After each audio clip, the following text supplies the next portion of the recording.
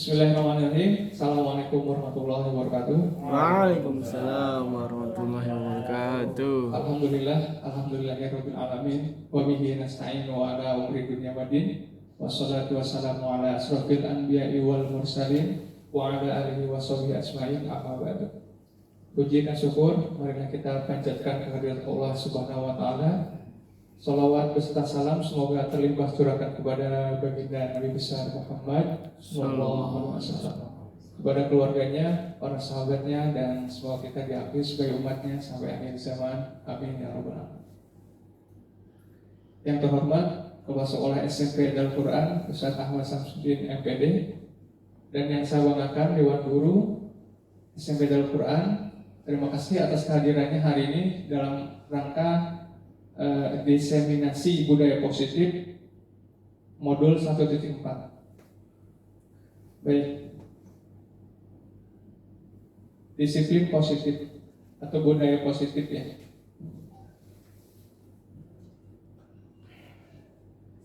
Di sini ada beberapa tujuan dari kegiatan hari ini. Di antaranya adalah menjelaskan makna kontrol dari paparan teori kontrolnya Dr. William, serta miskonsepsi yang terjadi di kehidupan sehari-hari, serta dapat menjelaskan perubahan paradigma stimulus respon kepada teori kontrol.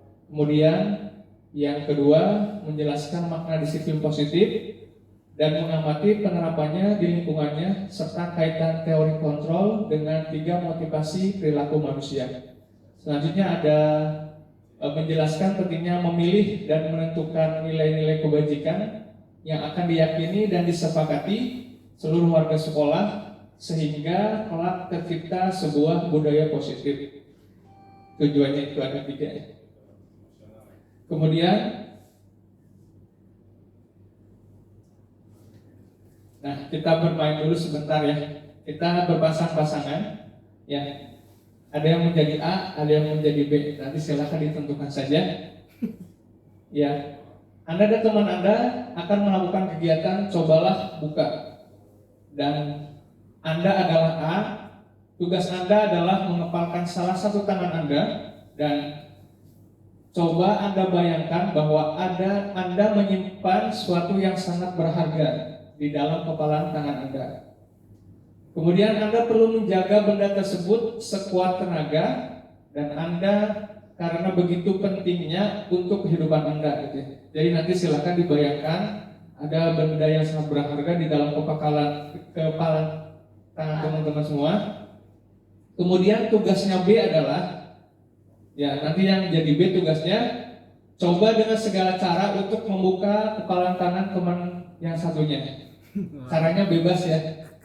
Boleh dengan membujuk, menghardik juga boleh. Kemudian mengintimidasi, kemudian memarahi, mau menggoda juga silahkan, dikelitikin boleh, ya. Bahkan menawari Anda uang juga silahkan. Silakan. Kemudian dia mau jadi A siapa, yang mau jadi B siapa.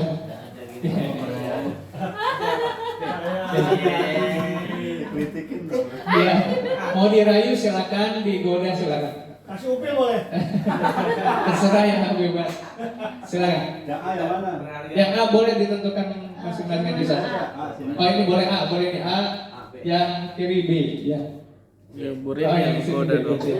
Boleh. Jadi menggoda dong. Ada cewek Ya, penggoda. jadi Ustaz Mobil sama Ustaz Ari yang jadi A, Ustaz Sen sama Bu Reni berarti jadi kelompok yang B ya. Baik. Sesuatu yang berharga, ipon. Berarti yang B yang menggoda ya, menggoda. Tuh asik. Ustaz sini. Ya, silakan. Direkam itu. Ya.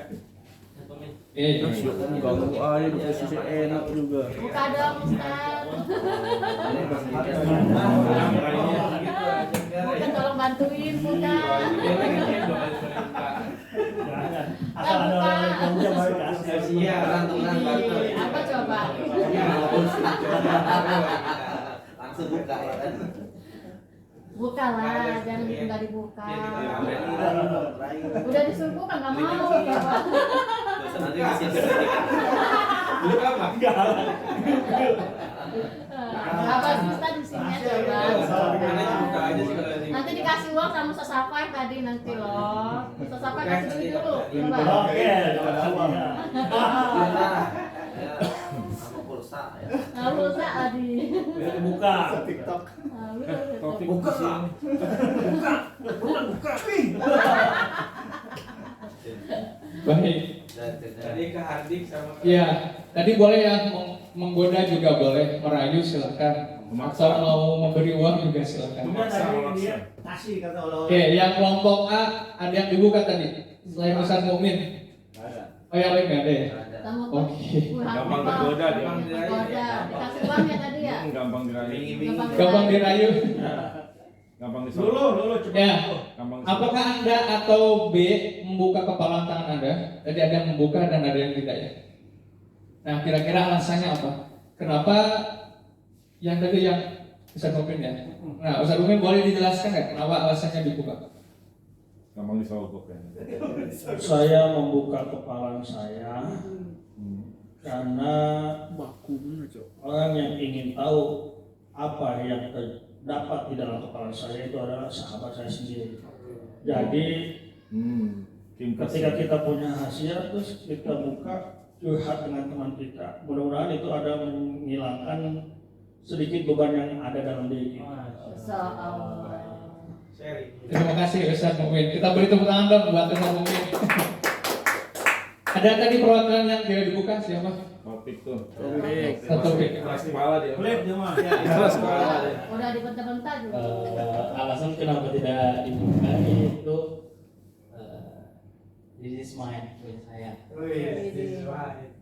Hidup dan Ini punya saya dan sangat berharga. prinsip. Prinsipnya Komentator. apa yang jadi milik saya. Milik saya.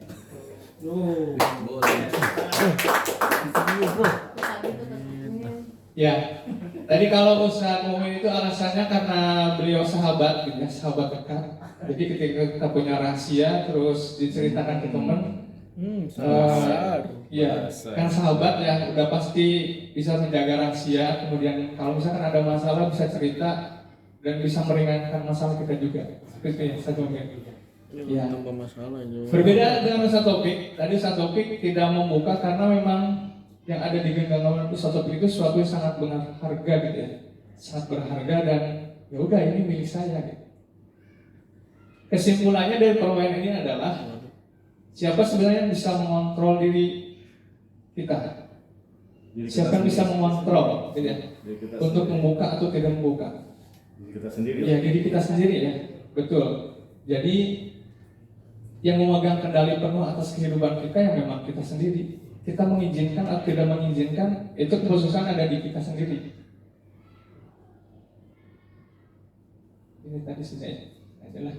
Nah, teori kontrol Dr. William Glasser. Dr. William Glasser ini dalam bukunya menjelaskan tentang teori kontrol. Di situ ada 4 miskonsepsi ya terkait teori kontrol. Di antaranya adalah ilusi guru mengontrol murid. Jadi ketika murid itu seperti kita mengontrol murid melakukan suatu, tapi sebenarnya murid itu tidak akan melakukan sesuatu jika dirinya tidak mengizinkannya. Betul.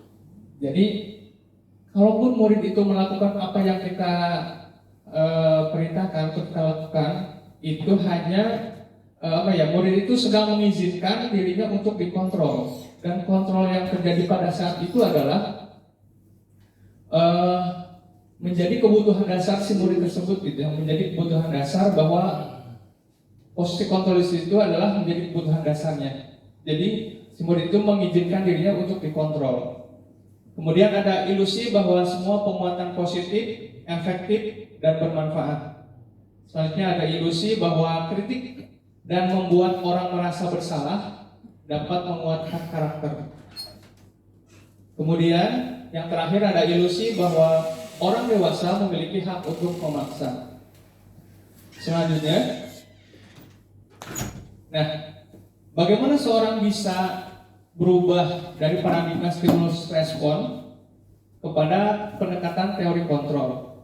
Ya, jadi menurut Stephen R. Covey itu Bila kita ingin membuat kemajuan perlahan, sedikit demi sedikit, ubahlah sikap atau perilaku Anda. Namun, bila kita ingin memperbaiki cara-cara utama kita, maka kita perlu mengubah kerangka acuan kita. Ubahlah bagaimana Anda melihat dunia, bagaimana Anda berpikir, bagaimana Anda berpikir tentang manusia, dan ubahlah paradigma Anda, pemahaman dan penjelasan aspek-aspek tertentu tentang realitas. Nah, ini ada teori stimulus dan teori kontrol ya. Perbedaannya, kalau dari stimulus itu realitas atau kebutuhan kita sama, tapi teori kontrol mengatakan bahwa realitas atau kebutuhan kita berbeda. Semua orang melihat hal yang sama, tapi kalau teori kontrol, setiap orang memiliki gambaran yang berbeda. Selanjutnya, perilaku buruk dilihat sebagai suatu kesalahan. Kita kan sering ya kalau misalkan melihat suatu kejadian di sekolah atau di kelas gitu ya, anak tidak membawa buku gitu ya, terus tidur di kelas. Kalau dari stimulus respon, kita melihat itu sebagai suatu kesalahan gitu ya. Tapi kalau dari teori kontrol, semua perilaku itu memiliki tujuan gitu ya. Kemudian stimulus respon itu model berpikirnya menang atau kalah gitu ya, menang kalah. Tapi kalau teori kontrol, model berpikirnya menang dan menang. Nah, selanjutnya disiplin ya. Ketika kita mendengar kata disiplin, kira-kira apa yang muncul dalam pikiran kita? Satu topik. Apa lagi? Karakter. Disiplin langsung sini ya. Nah, karakter apa lagi? Seragam karakter apa lagi? Kesiswaan, tepat waktu, kebiasaan, ya, ya betul, aturan juga ya. Nah, jadi kebanyakan orang ketika mendengar kata disiplin itu yang munculnya biasanya tata tertib, ya, tadi betul ya, seragam, datang tepat waktu gitu ya, teratur, kepatuhan pada peraturan, dan yang sering itu hukuman, hukuman ya. Ya, jadi belajar tentang disiplin positif itu tidak harus dengan memberi hukuman sebenarnya ya. Jadi justru itu adalah salah satu alternatif terakhir dan kalau perlu tidak digunakan sama sekali, itu ya. Itu menurut ini ya, disiplin positif. Nah, dalam budaya kita makna kata disiplin dimaknai sebagai suatu yang dilakukan seseorang pada orang lain untuk mendapatkan kepatuhan. Kemudian kita cenderung menghubungkan kata disiplin dengan ketidaknyamanan. Betul ya? Kalau untuk disiplin itu kayaknya memang tidak nyaman.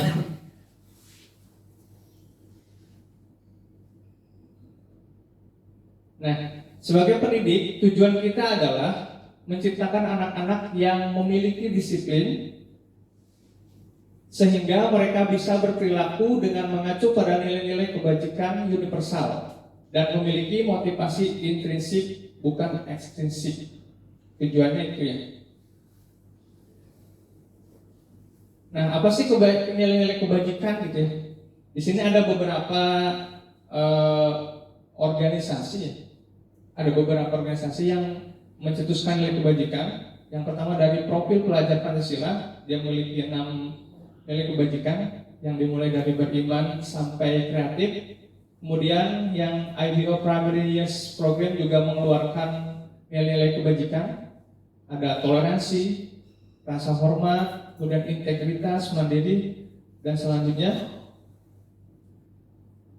Nah ini juga ada 9 dari IHF. Hampir sama sebenarnya nilai-nilai kebajikannya.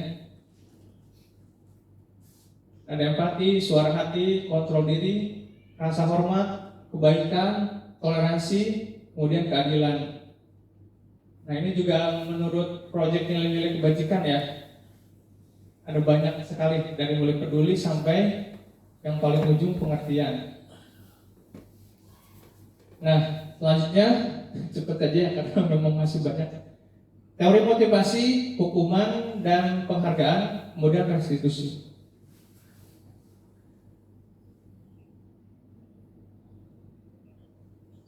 Nah, kita berefleksi dulu ya. Pernahkah Anda melakukan sesuatu untuk mendapatkan senyuman dari orang lain? Pernah ya? Saya pun pernah. Paling sering. Iya. Atau untuk mendapatkan hadiah? Pernah ya? Atau untuk mendapatkan uang? Pernah ya? Baik.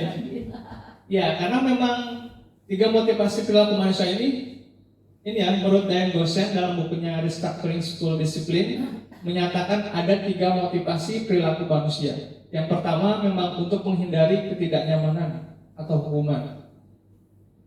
Dan ini merupakan motivasi yang paling rendah ya, tingkat terendah, dan biasanya pada bagian ini sering bertanya, apa yang akan terjadi ya apabila saya tidak melakukannya? Pertanyaannya seperti itu. Kemudian yang muncul adalah motivasi eksternal. Sedangkan yang kedua, untuk mendapatkan imbalan atau penghargaan dari orang lain.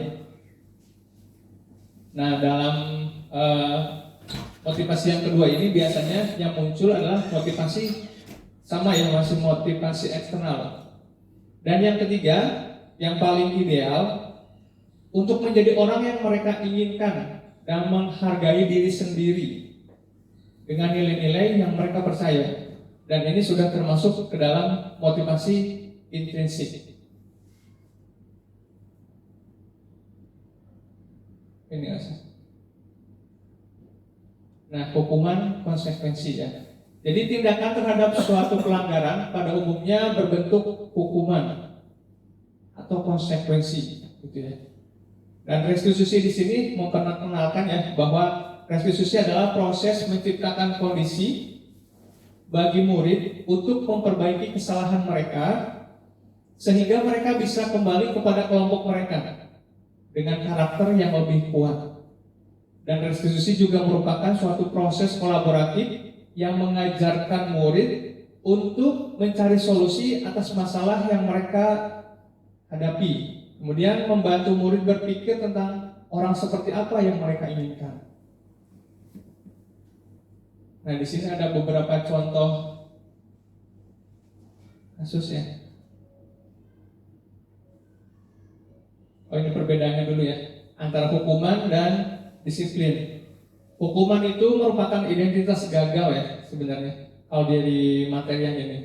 Kemudian disiplin merupakan identitas sukses. Nah, disiplin di sini dibagi lagi menjadi 2. Yang pertama ada konsekuensi dan yang kedua ada restitusi. Ini sudah termasuk ke dalam identitas sukses ya. Perbedaannya apa? Nah, yang pertama hukuman. Hukuman itu biasanya suatu yang menyakitkan harus terjadi, gitu ya. Tapi kalau konsekuensi suatu harus terjadi. Dan restitusi merupakan pilihan. Kemudian hukuman biasanya tidak nyaman untuk murid untuk jangka waktu yang panjang.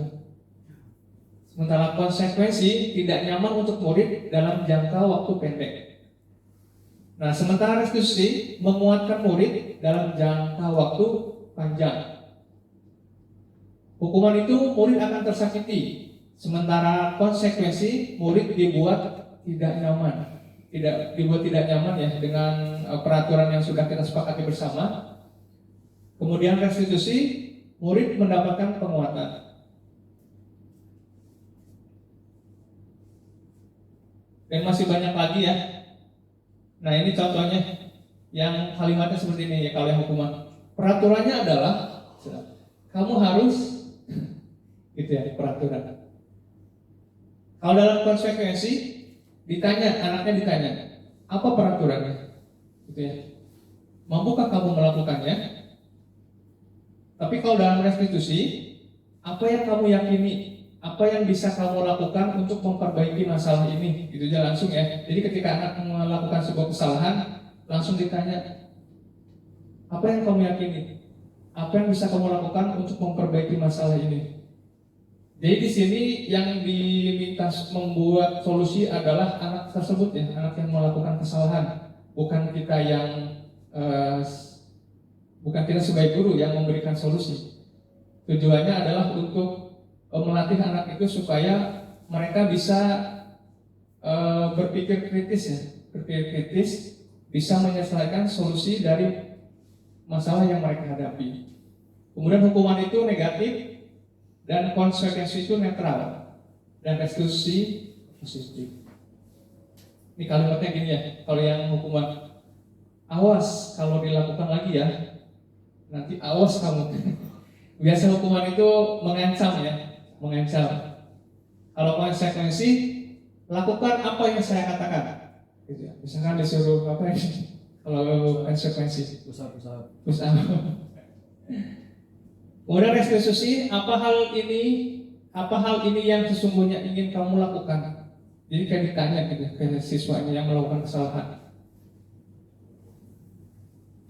Lalu kesimpulannya ini, hukuman itu bersifat tidak terencana atau tiba-tiba, sedangkan konsekuensi sudah terencana atau sudah disepakati. Kemudian anak atau murid tidak tahu apa yang akan terjadi dan tidak dilibatkan, sementara konsekuensi sudah dibahas dan disetujui oleh murid dan guru. Dan selanjutnya ya. Kemudian, di sini ada 5 pertanyaan ya. Kira-kira ini termasuk hukuman atau konsekuensi gitu ya. Yang pertama, mencatat 100 kali di dalam buku kalimat saya tidak akan terlambat lagi karena terlambat ke sekolah. Kira-kira hukuman atau konsekuensi? Hukuman. Oke, yang kedua, lari mengelilingi lapangan basket 2 kali karena terlambat hadir di sekolah. Hukuman atau konsekuensi? Hukuman. Ketiga, membersihkan coretan yang dibuatnya di meja tulis. Konsekuensi. Kemudian yang keempat, murid diminta untuk push up 15 kali karena tidak menggunakan masker di sekolah atau tidak menggunakan seragam di sekolah. Hukuman atau konsekuensi? Hukuman. Menggantikan kertas tugas teman yang telah dicoret-coret. Konsekuensi. Coba kita lihat.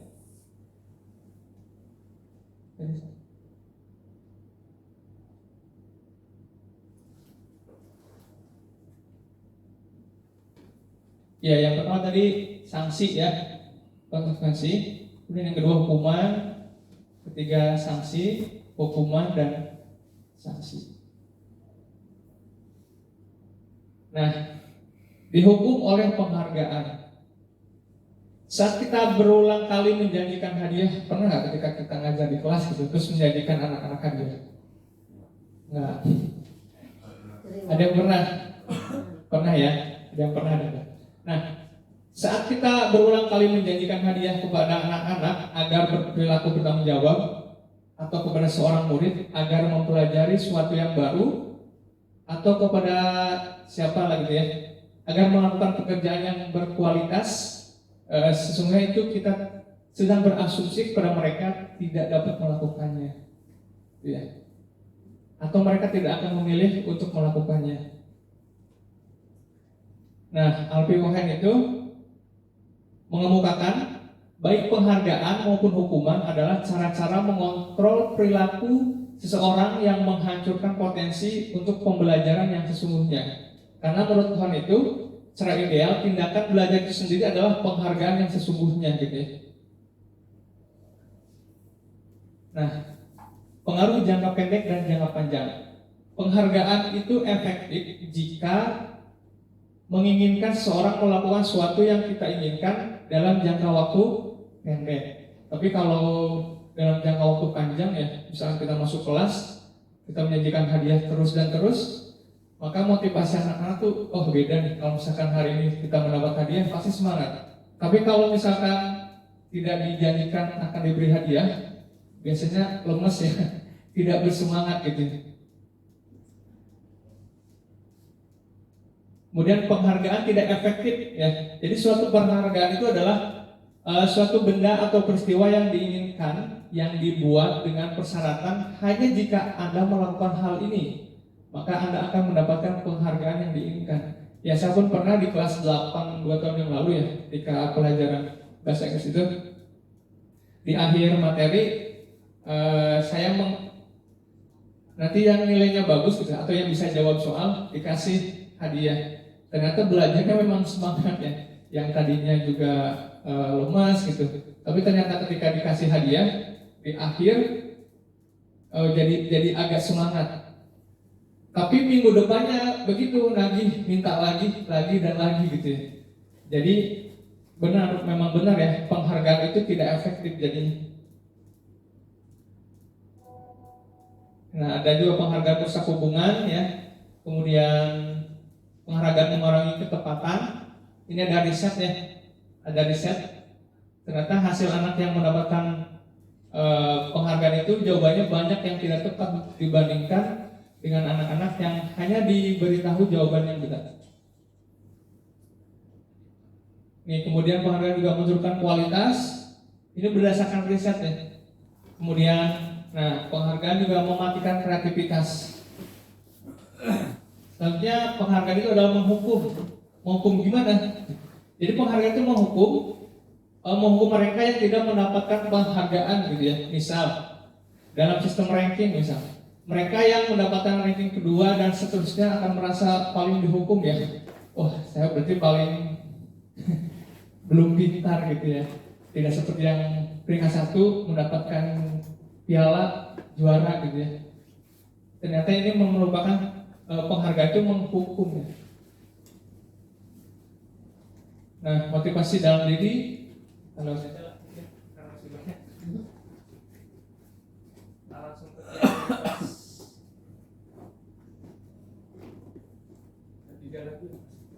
Oke. Nah, selanjutnya adalah keyakinan kelas. Mengapa keyakinan kelas? Mengapa tidak peraturan kelas saja gitu ya? Kira-kira kenapa? Ada yang mau menjawab? Mengapa harus keyakinan kelas? Mau menjawab?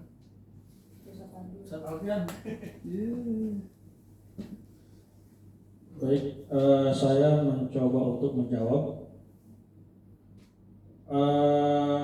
mengapa kita harus keyakinan kelas. Keyakinan kelas. Ya, karena kita sebagai guru itu berdiskusi untuk menyimpulkan apa yang kita inginkan di dalam kelas tersebut. Contohnya ketika kita masuk kelas, sebelum kita melanjutkan pembelajaran itu kita harus membuat keyakinan kelas dulu di kelas tersebut. Contohnya kelas selalu dalam keadaan bersih. Apabila ketika kita masuk kelas terus kelasnya kotor, maka keyakinan kelas itu telah dilanggar oleh kelas tersebut. Nah, banyak saya sudah menerapkan semacam itu di kelas 12. Ya, alhamdulillah. Ya, mudah-mudahan berjalan terus dan menerus gitu. Jadi keyakinan kelas itu kita limpahkan lagi kepada anak-anaknya, bukan peraturan kelas.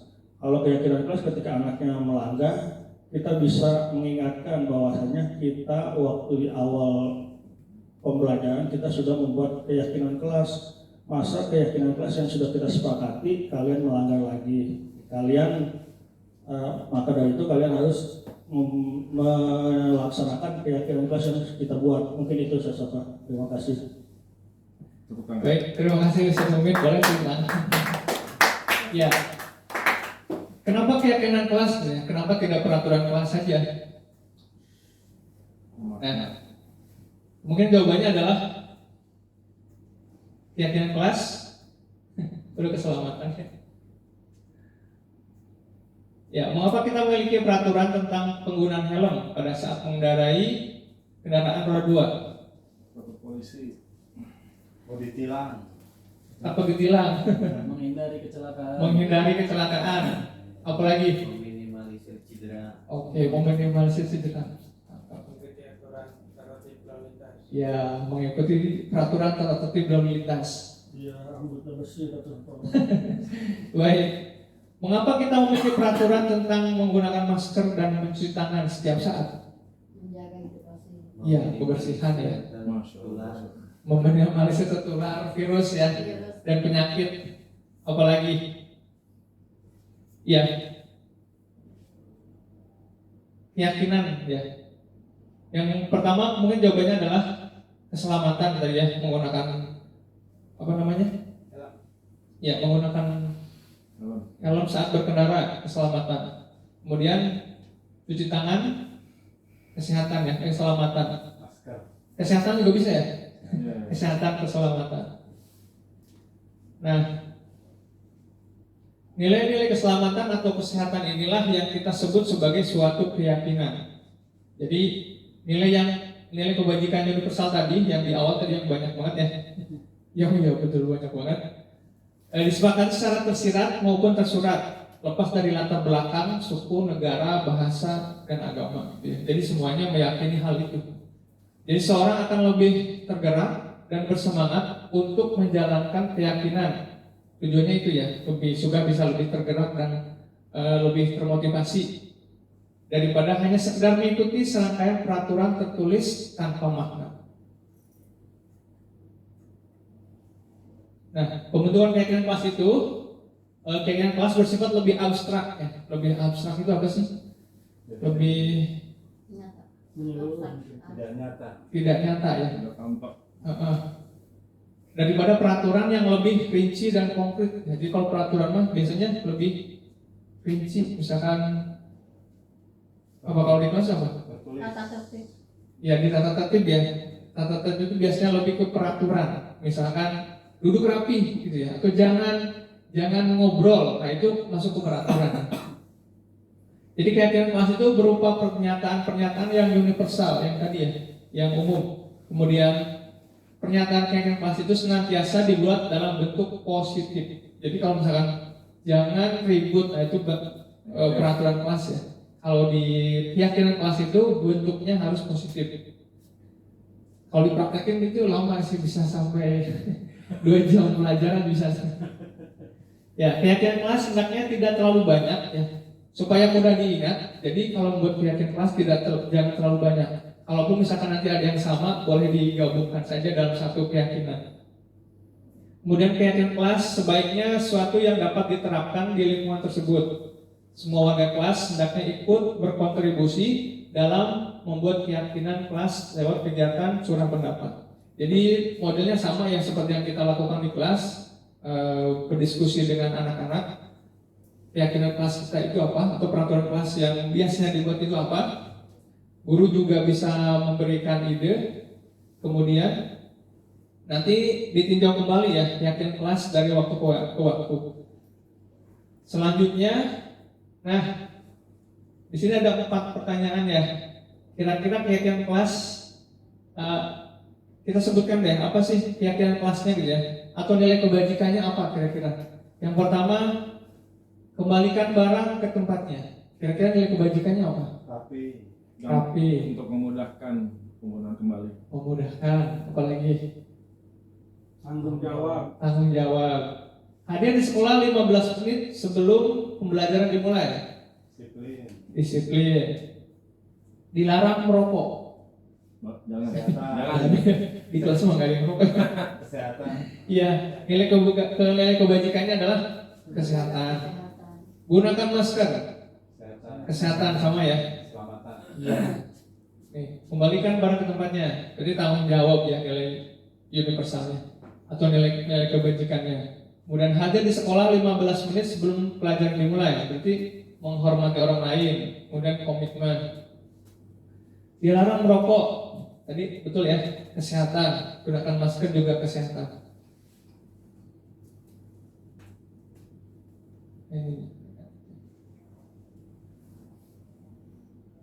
Nah, prosedurnya seperti ini ya. Jadi mempersilakan warga sekolah dan murid sekolah untuk bercurah pendapat. Kemudian setelah berdiskusi, dicatat apa yang dijadikan peraturan kelas atau keyakinan kelas. Kemudian susunlah keyakinan kelas sesuai dengan prosedur ya. Contoh kalimat yang negatif seperti ini. Jangan berlari di kelas atau koridor. Kita rubah jadi kalimat positif ya. Berjalan di kelas atau koridor. Jadi kalimat negatif dalam keadaan kelas harus dihindari. Nah ini rangkaiannya banyak banget ya. Nah ini contohnya ada untuk keyakinan kelas 1. Setiap anggota kelas perlu belajar. Setiap anggota kelas perlu senang. Ya kalau di kelas 1 lah gitu ya, senang, happy gitu ya. Tidak usah yang sulit-sulit gitu ya. Kalau yang kelas 5 baru tuh selalu bersikap positif. Kemudian senantiasa menjadi diri terbaik, berkomitmen terhadap setiap tugas. Sementara untuk kelas 7, hormat. Kalimatnya boleh seperti ini ya, boleh panjang ataupun boleh pendek seperti yang di atas juga boleh. Kalau yang panjang tuh, kami meyakini bahwa sangat penting untuk menghormati semua orang dan barang milik orang lain. Itu kalau dibuat kalimat panjangnya seperti itu ya. Atau kalimat yang lain juga boleh. Selanjutnya,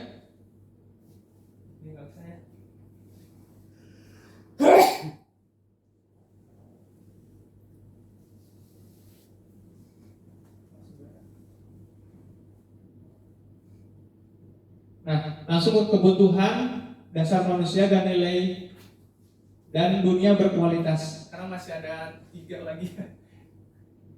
Kebutuhan dasar manusia.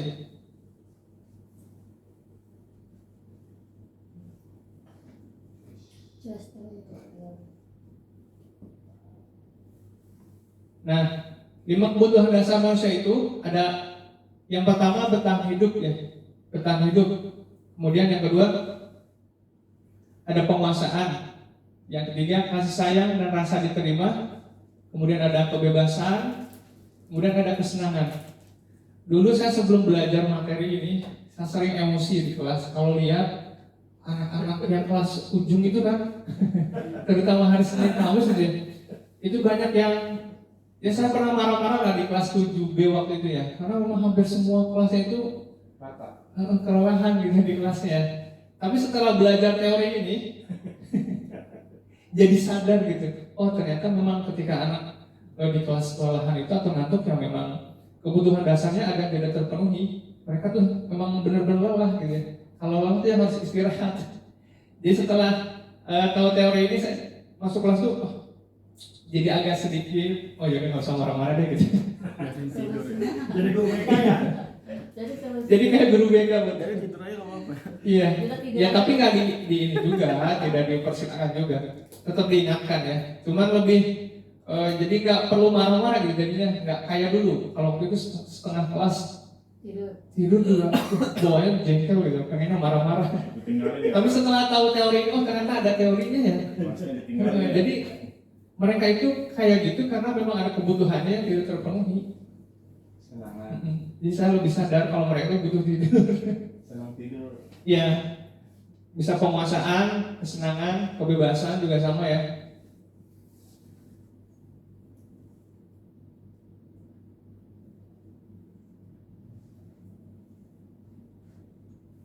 Nah, posisi kontrol ini lumayan agak banyak videonya ya, agak lama. Posisi kontrol itu yang pertama ada sebagai penghukum, yang kedua ada sebagai pembuat merasa bersalah, sebagai teman, pemantau, dan sebagai manajer. Kira-kira yang sering kita lakukan biasanya ketika menghadapi anak-anak di kelas itu yang mana? Satu. Penghukum. Ada yang lain nggak selain menghukum? Nomor 2 ya. Pembuat merasa bersalah. Teman. Oke, teman, ada teman ya. Itu teman. Iya dong. Teman. Curhat. Curhat. Iya. Curhat dong. Datang berani. Curhat dong. Nah, kalau penghukum itu seperti ini ya kalimatnya. Patuhi aturan saya atau awas kamu. Terus iya, apa namanya? Yang memang nadanya tuh kasar gitu ya. Kemudian ya kayak awas kamu. Biasanya seorang penghukum. Kamu lagi. Harus. Iya. Kemudian ada suaranya bisa tinggi, bahasa tubuh mata melotot dan jari menunjuk-nunjuk gitu ya. Kemudian berat meja. ya hasilnya kemungkinan murid marah pasti lah ya. Kalau ditunjuk-tunjuk pasti marah. Saya juga ngerasain waktu SD pernah. Kalau dulu kan memang subhanallah ya. Kalau dihukum tuh ya benar dihukum gitu. Kalau pakai penggaris ya benar kata penggarisnya. Dan sampai sekarang masih ingat gitu. Masih ingat. Kemungkinan murid akan marah, dendam, atau bersifat agresif ya. Pokoknya itulah ya, kalau tipe-tipe yang mogok menghasilkan murid-murid yang pemarah. Nah, ini yang membuat merasa bersalah. Ibu sampai kecewa sekali dengan kamu. Jadi berarti artinya jadi dibuat merasa bersalah ya. Ya, membuat merasa bersalah. Nada suaranya melas ya, halus, sedih. Bahasa tubuh juga merapat pada anak. Waduh. Dan hasilnya murid akan merasa bersalah ya. Karena ya membuat merasa bersalah dan murid juga akan merasa bersalah. Kemudian kalau sebagai teman, ini hasilnya ya, murid akan merasa senang dan akrab dengan guru, termasuk dampak yang positif. Tapi perlu diingat ya bahwa ini masih motivasi eksternal. Ketika kita memposisikan ini sebagai teman, identitasnya sudah sukses, tapi masih di kategori motivasi ekstrinsik. Nah ini yang pemantau. Nanti lebih jelas di video ya. Kemudian yang terakhir ada manajer. Ini yang di idealnya seperti ini sebagai manajer. Kita lihat videonya dulu ya.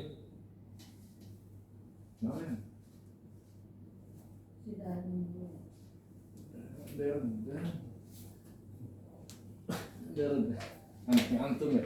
Ada nggak? Ada. Darren. Yang membaikkan. Karena dikasih video ini si Darren. Salam bahagia Ibu dan Bapak guru hebat. Dalam penerapan disiplin positif restitusi, salah satu program yang dikembangkan adalah 5 posisi kontrol. 5 posisi kontrol dalam restitusi adalah proses perjalanan seorang pendidik agar dapat mengenali dirinya. Pada video kali ini, kita akan membahas tentang 5 posisi kontrol yang dikembangkan oleh Diane Gosson dan contoh penerapannya.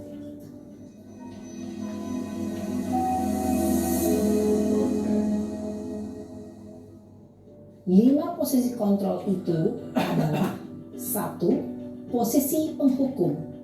2. Posisi pembuat merasa bersalah. 3. Posisi teman. 4. Posisi pemantau atau monitor. Dan 5. Posisi manajer. Untuk lebih memahami kelima posisi tersebut, mari kita saksikan kasus Naren yang terlambat hadir 20 menit di sekolah dan melihat bagaimana kelima posisi kontrol dalam menghadapi masalah tersebut.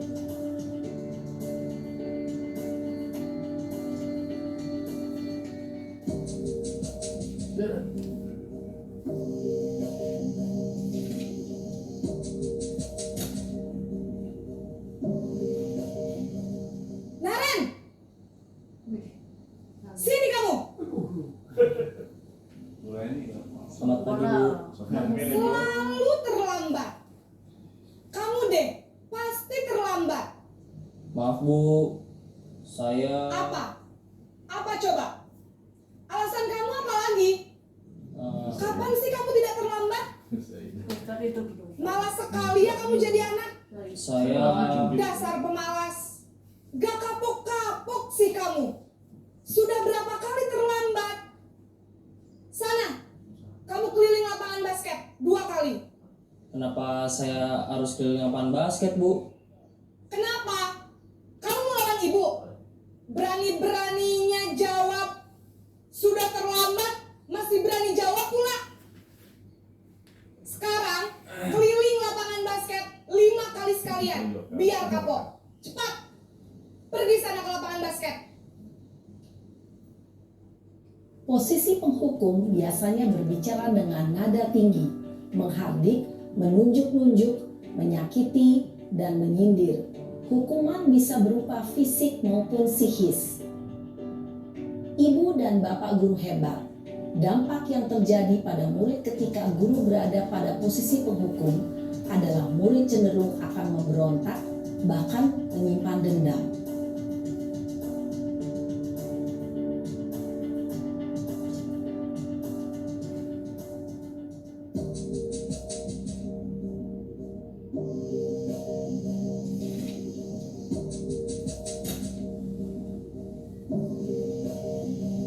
Naren,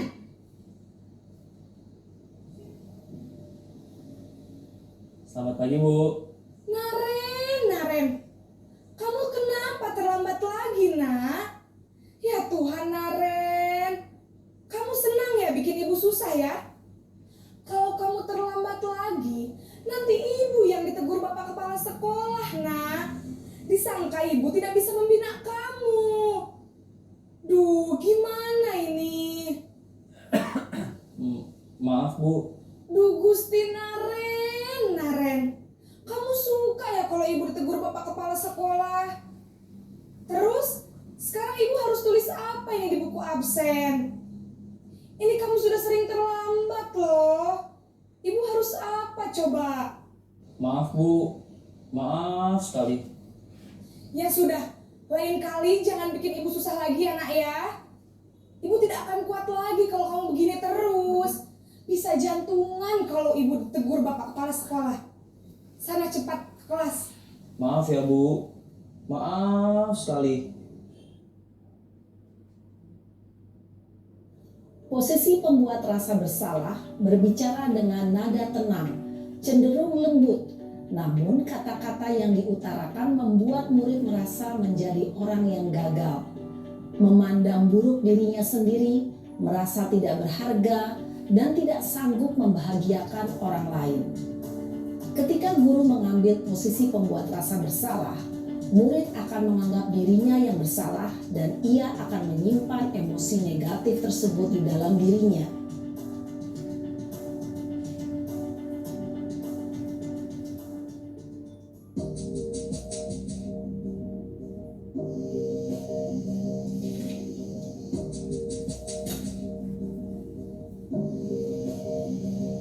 Naren,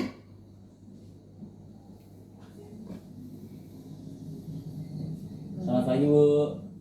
wah sudah jam berapa ini nak? Terlambat lagi ya sayang. Iya, Bu. Habis ibu saya lupa bangunkan saya, Bu. Kamu malah menyalahkan ibu kamu. Kamu bukannya anak yang larinya paling kencang. Kok terlambat sih? Iya, Bu. Saya memang terlambat bangun tadi. Jadi, biarpun saya lari kencang, tetap gak kekejar, Bu. Ya sudah sana. Nanti lain kali larinya lebih kencang lagi ya. Biar gak terlambat lagi. Bikin senang ibu. Demi ibu. Bisa kan? Bisa lah, Bu. Ya sudah sana masuk kelas. Ibu beresin urusan absen kamu. Kamu ini ada-ada saja. Dalam posisi teman, guru berbicara dengan nada suara ramah, akrab, cenderung bersenda gurau untuk menjaga suasana tetap santai. Murid akan merasa senang, aman, dan akrab dengan guru. Identitas yang tercipta adalah identitas sukses atau berhasil. Namun, perlu diingat, karena ini masih dorongan eksternal, maka ada faktor ketergantungan dari murid kepada orang tertentu. Di sini guru absennya, sehingga di lain waktu murid bisa berperilaku baik, namun hanya kepada orang-orang tertentu saja.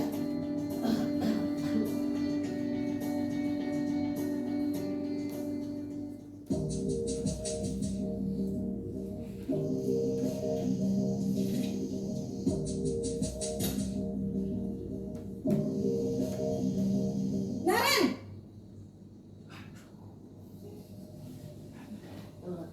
Selamat pagi, Bu. Naren, apa peraturan sekolah kita tentang jam berapa kita harus masuk sekolah, nak? Kita harus di sekolah jam 7, Bu. Iya betul, sekarang sudah jam 7.20. Naren sudah tahu konsekuensinya jika terlambat hadir. Paham, Bu. Saya harus tinggal kelas pas jam istirahat selama 20 menit. Iya benar, konsekuensinya demikian. Jadi nanti jam 9.30 pas istirahat, kamu harus tinggal di kelas, kerjakan tugas tambahan untuk ketertinggalan kamu, ya. Baik, Bu. Posisi pemantau mengandalkan penghitungan atau data untuk mengontrol murid. Guru mengarahkan murid berdasarkan peraturan dan konsekuensi. Seorang pemantau menunjukkan bahasa tubuh dan ekspresi wajah yang datar dan cenderung formal.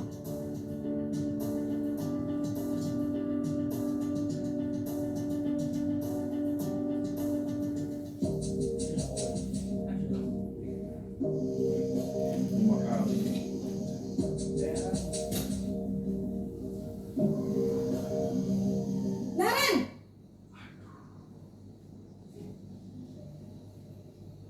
Selamat pagi, Bu.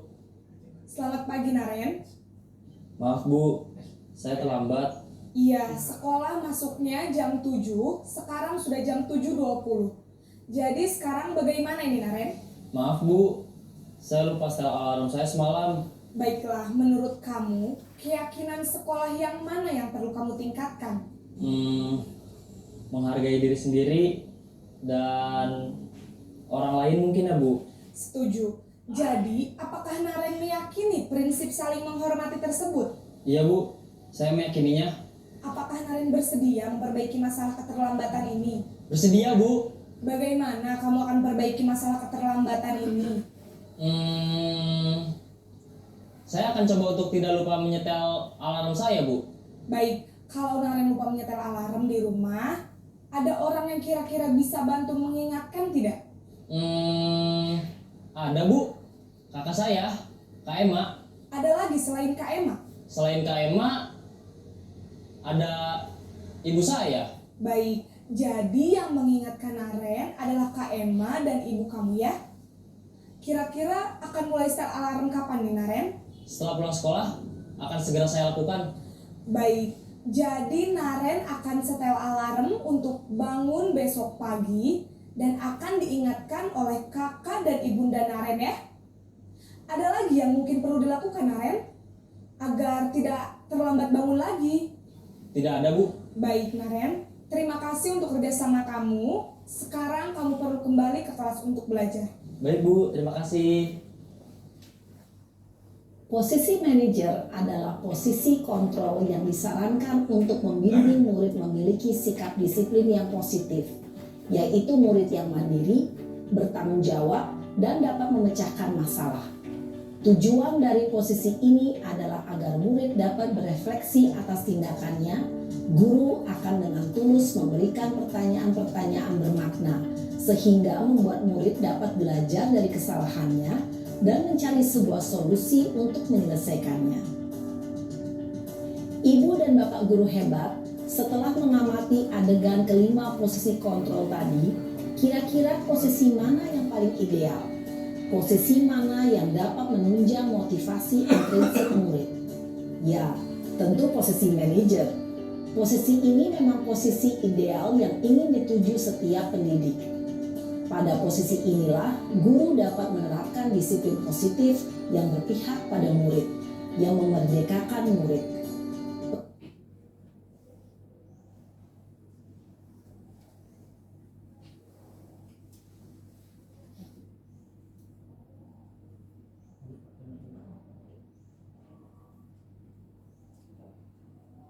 Ya, dari tadi posisi 5 posisi tadi, berarti yang paling ideal yang mana?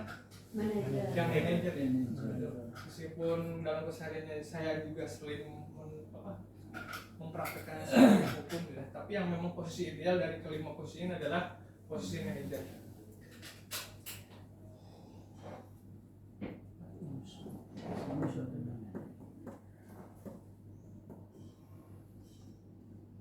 Terakhir satu lagi, ada satu video lagi terkait dengan segitiga restitusi.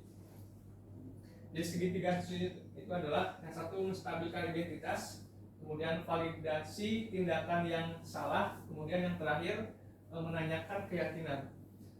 Ini sama ya, masih dalam menghadapi anak di kelas yang bermasalah gitu, dengan menggunakan segitiga restitusi. Lebih jauh nanti kita lihat video yang satu ini.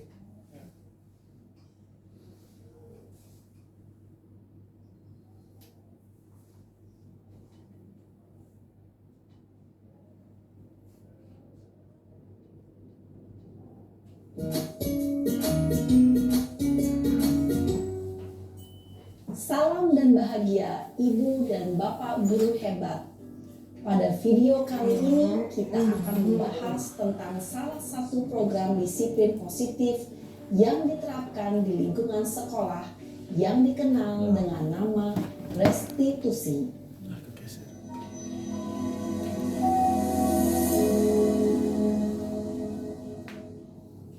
Restitusi dikembangkan oleh pakar pendidikan Diane Gosson, berlandaskan pada teori kontrol Dr. William Glasser.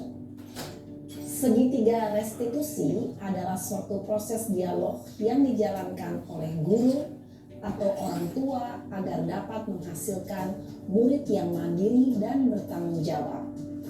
Pada saat guru di posisi manajer, aspek yang dikembangkan pada murid adalah motivasi intrinsik, sehingga penanaman nilai-nilai kebajikan dapat tumbuh dan berkembang menjadi suatu kebiasaan positif yang akhirnya membentuk karakter murid.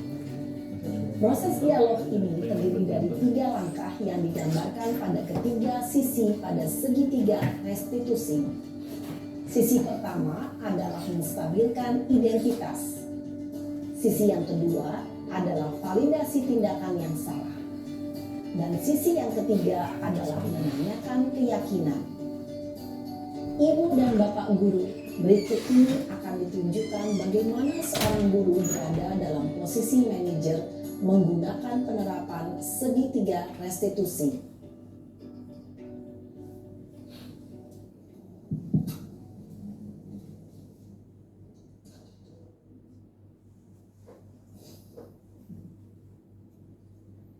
Siang Sarah.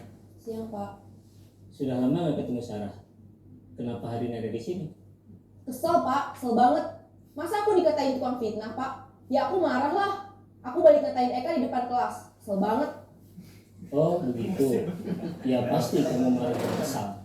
Bapak juga akan marah apabila ada yang menuduh Bapak seperti itu.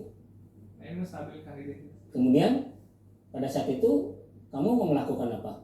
Ya saya langsung ngatain Eka lah Pak. Kesel banget. Saya bentak-bentak dia depan teman-teman lain. Oh begitu. Pasti kamu melakukan seperti itu karena suatu alasan tertentu bukan? Iyalah, masa saya diam saja Pak? Ya saya bela diri lah. Masa saya dituduh tukang fitnah? Ya wajar lah. Mempertahankan harga diri itu sesuatu yang penting buat kamu. Untung kamu tidak bertindak lebih gegabah lagi. Hanya membentak-bentak. Iya Pak. Untung saya masih bersabar dan hanya membentak saja. Sudah gemes padahal. Saya pasti bela diri lah. Ya pasti ya. Tapi kamu memilih untuk tetap bertahan dan bersabar.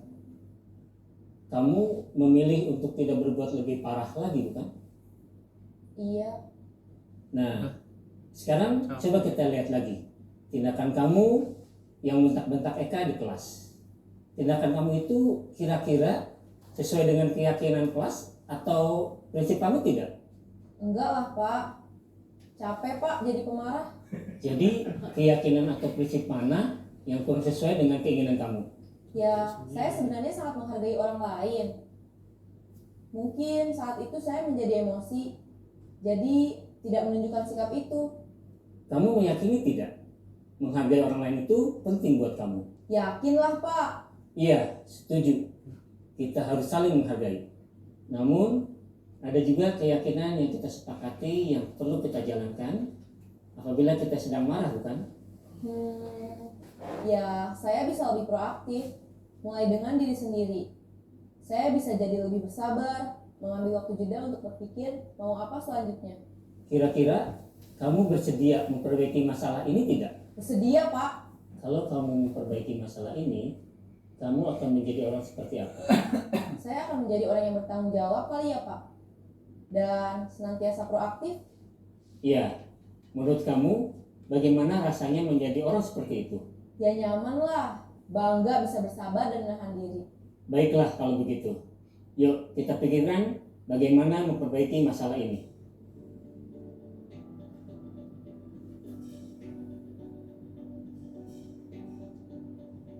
Ibu dan Bapak guru hebat, baru saja kita menyaksikan contoh bagaimana seorang guru berada dalam posisi manajer menggunakan penerapan segitiga restitusi. Mari kita bahas satu persatu. Pada sisi pertama, menstabilkan identitas berdasarkan pada prinsip bahwa membuat kesalahan adalah bagian dari proses pembelajaran. Sisi pertama dari segitiga ini berperan menggeser identitas murid dari identitas gagal ke identitas sukses. Murid yang sedang bertingkah laku yang tidak pantas atau menarik diri saat itu sedang mengalami identitas gagal. Bila kita mengkritiknya, maka posisinya tidak akan berubah. Kita bisa mengajukan pernyataan-pernyataan ini. 1. Membuat kesalahan sesuatu yang wajar. 2. Manusia tidak ada yang sempurna. 3. Kita bisa memperbaiki masalah ini. 4. Saya tidak menanyakan kesalahannya. Saya lebih fokus bagaimana memperbaiki masalah ini. 5. Apakah saat ini kamu tengah menjadi orang yang baik untuk dirimu sendiri? Pada sisi kedua, validasi tindakan yang salah berlandaskan pada prinsip bahwa setiap perilaku berupaya memenuhi suatu kebutuhan tertentu. Guru yang telah memahami teori kontrol akan bergeser dari pemikiran stimulus respon menjadi proaktif dan mencoba untuk mengenali tujuan dari perilaku murid. Mengenali dan mengakui kebutuhan murid ini dapat memperbaiki hubungan dengan murid tersebut. Pernyataan atau pertanyaan bisa disampaikan dengan nada suara tidak menghakimi atau memojokkan, sehingga dapat mengembalikan murid pada posisi positif. 1. Kamu bisa saja bertindak lebih gegabah lagi dari ini. 2. Kamu bukan melakukannya tanpa suatu alasan tertentu. 3. Kamu melakukannya karena mempertahankan sesuatu yang penting bagimu. 4. Mungkin kamu bisa mempelajari suatu perilaku baru yang lebih efektif. Bersediakah kamu mempelajarinya? Selanjutnya, kita akan simak sisi terakhir, yaitu menanyakan keyakinan. Teori kontrol menyatakan bahwa pada dasarnya kita termotivasi secara intrinsik. Pada saat perilaku yang salah telah divalidasi dan identitas sukses telah stabil, maka murid telah siap mengaitkan keyakinan-keyakinannya dengan tindakannya yang salah dan pemikirannya telah bergeser ingin menjadi orang yang dituju. Pertanyaan-pertanyaan ini dapat mengaitkan keyakinan-keyakinan yang dianut murid. 1. Sebagai keluarga atau kelas, apa yang kita yakini? 2. Nilai-nilai apa yang telah kita sepakati?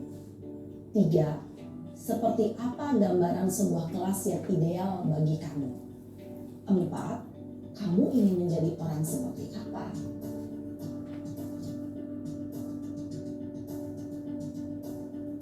Dalam menerapkan segitiga restitusi, perlu diperhatikan beberapa hal, yaitu 1. Perilaku yang salah perlu dikaitkan dengan nilai-nilai atau keyakinan-keyakinan yang telah disepakati atau dituju. 2. Kesediaan orang yang melakukan kesalahan untuk memperbaiki masalah. 3. Pemecahan masalah sebisa mungkin relevan atau memiliki hubungan dengan masalah yang ada. 4. Usaha. Perlu adanya suatu usaha perbaikan dari pihak yang berbuat kesalahan.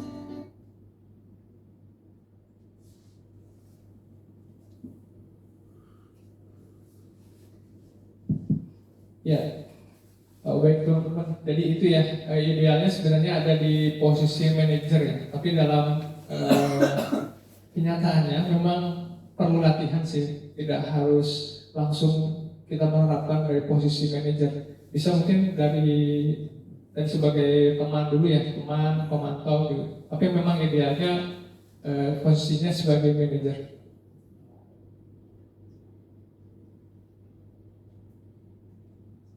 Oke. Baik, Mungkin itu kawan-kawan hari ini ya. Terima kasih udah hadir di acara diseminasi ini, dan alhamdulillah hari ini berjalan dengan baik. Marilah kita tutup acara hari ini, dan sebelumnya saya mohon maaf apabila ada hal-hal yang tidak berkenan. Marilah kita tutup acara ini dengan membacakan hamdalah. Assalamualaikum warahmatullahi wabarakatuh. Assalamualaikum warahmatullahi wabarakatuh. Nama saya Muhammad Arkan Hasyabi. Saya senang bisa mengikuti wawancara tadi. Dan saya bisa termotivasi dan bisa memperbaiki masalah saya sendiri dan bisa menjadi lebih baik lagi. Sekian dari saya. Assalamualaikum warahmatullahi wabarakatuh. Assalamualaikum warahmatullahi wabarakatuh. Nama saya Rasyid Aliksan. Saya senang bisa mengikuti kegiatan ini karena seru, dan juga saya bisa memperbaiki kesalahan saya sendiri dengan mencari solusinya, dan juga saya bisa menjadi lebih baik untuk depannya. Sekian dari saya. Wassalamualaikum warahmatullahi wabarakatuh. Assalamualaikum warahmatullahi wabarakatuh. Perkenalkan, nama saya Safarudin. Saya berasal dari SMP Darul Quran Internasional.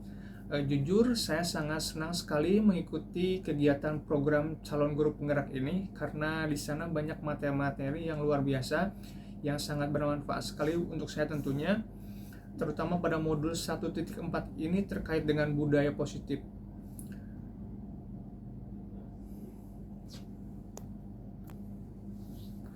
Salah satu materi yang sangat menarik buat saya adalah pada materi restitusi, di mana restitusi ini adalah memberikan peserta didik atau mengajak peserta didik untuk dapat mencarikan solusi atas permasalahan yang sedang mereka hadapi.